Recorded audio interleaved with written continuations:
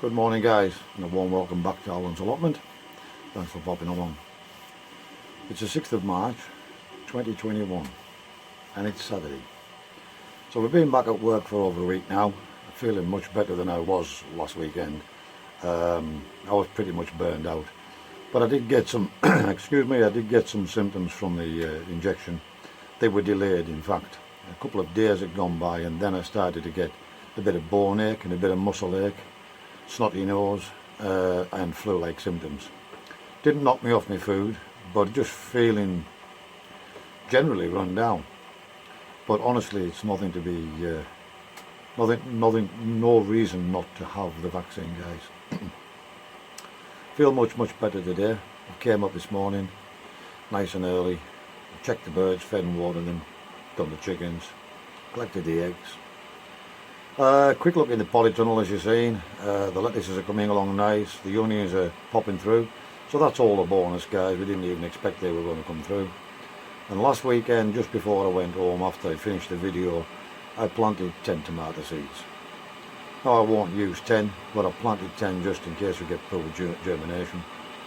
And I'm not expecting miracles from those. If they don't show in another week or so, then we'll just plant some more. It was just to get a start, that's all. But we covered them over with the big bell cloche, sat them on plastic to stop the water draining down into the bed underneath. And because as you see, the bench is still pretty cluttered and I haven't got round to tidying that up yet. There's so much to still need to do. I need to get this shed sorted out, I need to get some shelving up so I can get stuff on shelves instead of tripping all over it. I've decided I am going to do a 12-foot by 8-foot greenhouse polytunnel out of those pallets that we got, and hopefully today Tony's going to land up with some more pallets for me. So as I say, we have about 20 or 30 pallets over there, but I also want to do some pallet projects as well, make some little benches and possibly even a little pergola or something like that. So these are projects for up and coming videos, guys. Quick check in the breeding stock loft. Lots of the birds are down on eggs now. Some are down on 2, some are just laid the first egg. I haven't had a proper look in there, but it's looking good so far. So I'm just going to have this cup of coffee and then I'm going to pop into that shed, have a quick check over the birds, see what's laid, what hasn't. And then I'm probably going to move over into the garden today, guys, and perhaps try and heighten that fence up and get that finished off. I need to make a slight modification because I want the polytunnel to run across the back fence as opposed to down the centre, which is how I had assembled it in the first place. So there's those 2 or 3 pallets. Stay with me, guys, and I'll catch you later. Right, guys, some birds have laid 2, some have laid 1, and some haven't laid any yet. So I see the Andalusian hen is sitting up there. I think she might have laid her first egg, because normally the cocks sit in the morning. So where we have cocks sitting, it's probably, I don't want to go in and disturb them. Where cocks are sitting, it's probably there's 2 eggs. As you can see, the black hen and the white Phil stencil cock hasn't laid because we threw those away. We've got the Coleman cock sitting, which probably means there's 2 in there. I've got the milky cock sitting, which probably means there's 2 in there. And if you remember, we put one of those eggs off this pair under that black hen that had laid one and broke it. Now I haven't had a chance to look in there, but the cock's sitting, so I'm going to assume it's laid its second egg. The brown barless hen is rumped up ready to lay, but as yet she hasn't laid.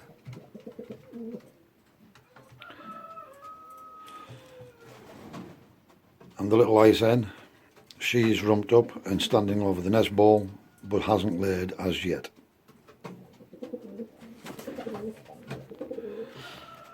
Then we have the Allotment cock with the dark check end.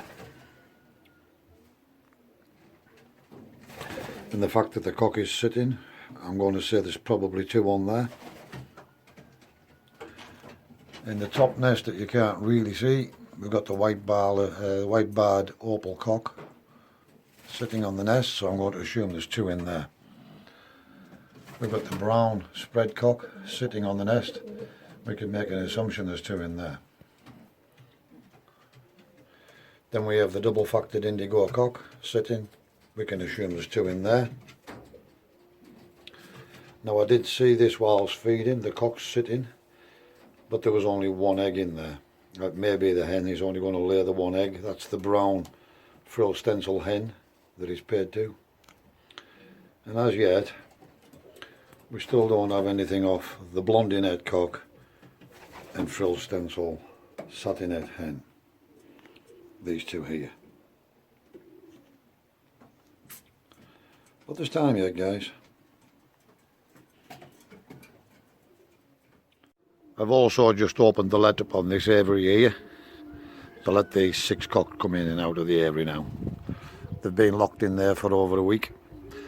They still don't seem, one of the birds still had its box stole off it from where it wanted in the first place, one of the satinettes, and it's still trying to get back in that box, but they're doing a lot of box changing at the moment, so they need at least another week to settle down fully. See you later, guys.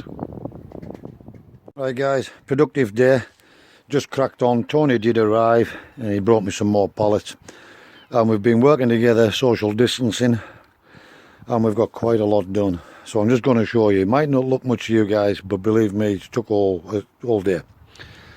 So what I've done is I had to end up modifying this fence, and I came out another 5 feet this way and 12 feet down. We've got the green barrier netting on all of this and connected to lats top and bottom. We still need to put the chicken wire on over the top of this when I get some.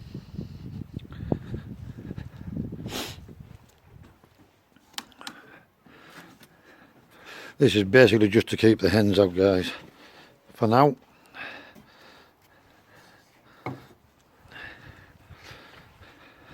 Some picket fencing we found, somebody had dumped on this path that we come up. Still good wood, so we decided to salvage it, and more importantly, a couple of good posts as well. And we've already salvaged and used one of those doing this corner, and we've got this heightened up as well to stop the hens coming round the back of the shed. So that's another jobbed. And I decided we would do the 12 foot by 8 foot polytunnel. And as you can see, we've started on the frame base and using a pallet to give us our square on the inside. We had to get the little mini rotavator and dig out a trench here, just basically because the ground was slightly off, and we just dropped this down to give us our level across.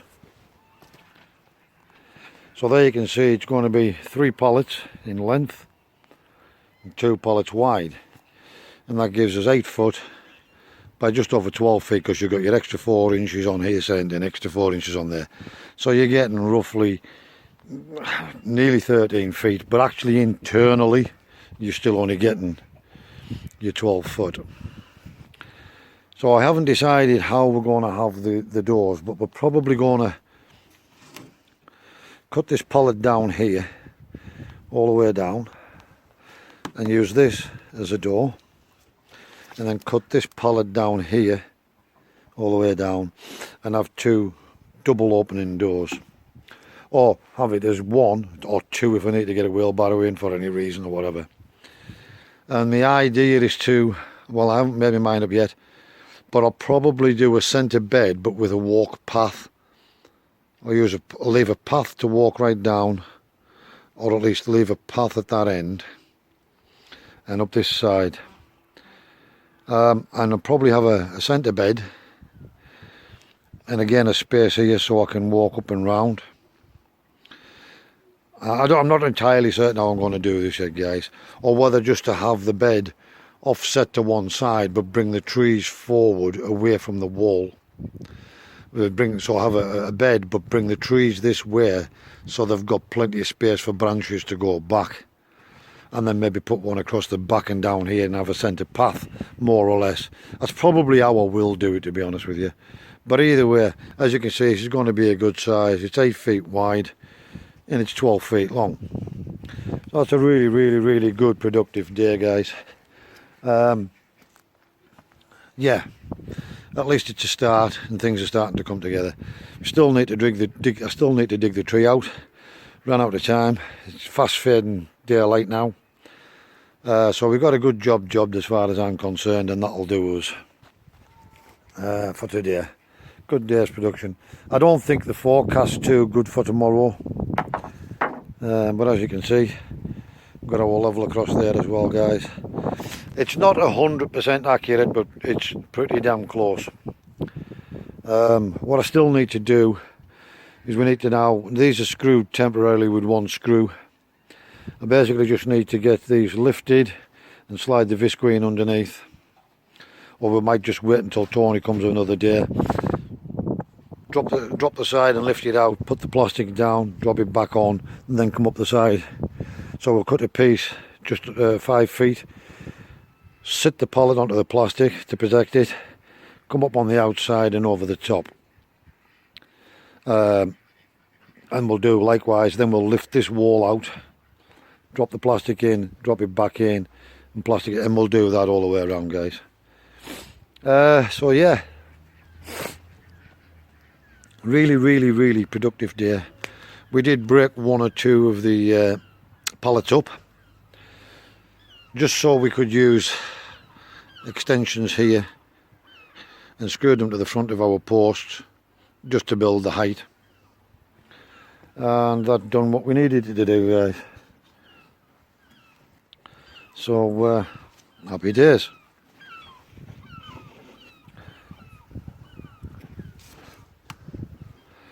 So that's a really good productive day, as you can see.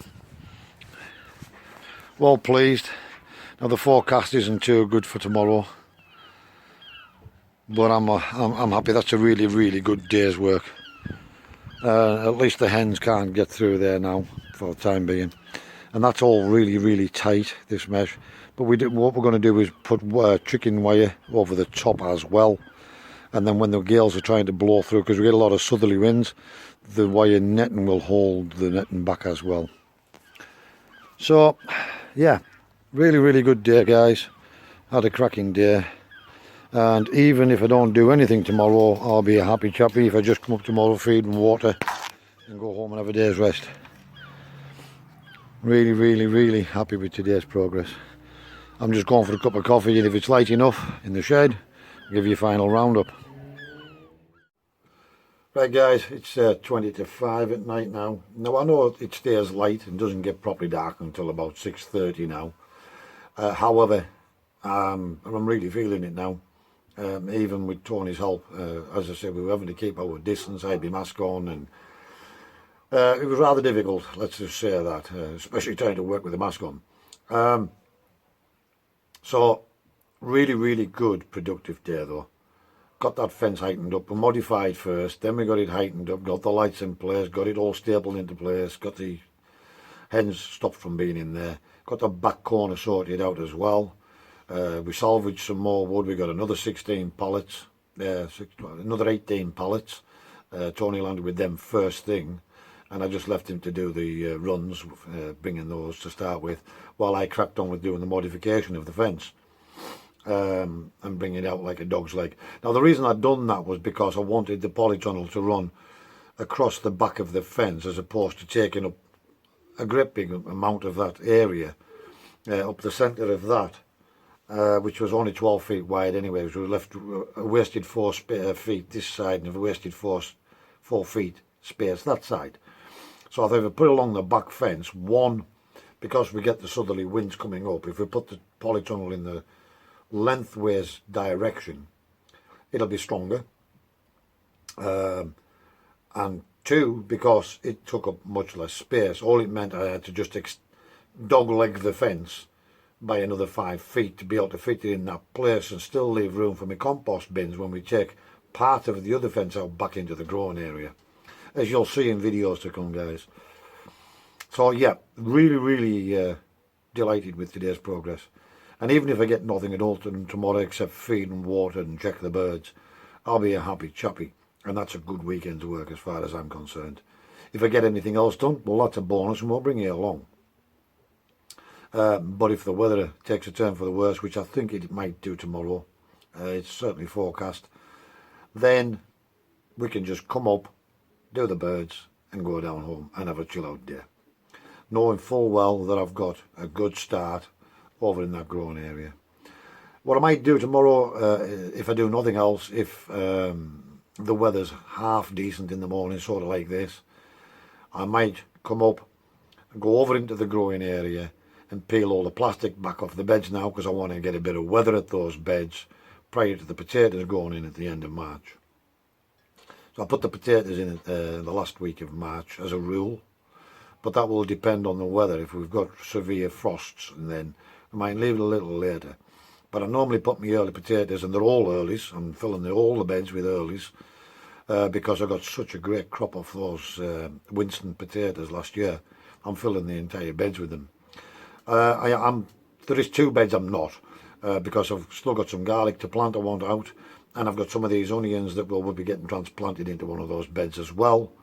So I'm not too worried. I might start some beetroot and some swede next week, and I might keep one of those beds back, but I'm probably going to use them all for potatoes in the first instance, guys.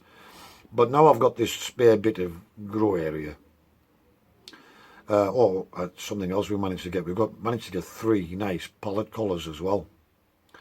Whilst he was collecting the pallets, I said, here's some pallet collars if you want them. There was only 3, but they'll make a nice high raised bed, carrot bed or something like that. But what we're probably going to do is we're probably going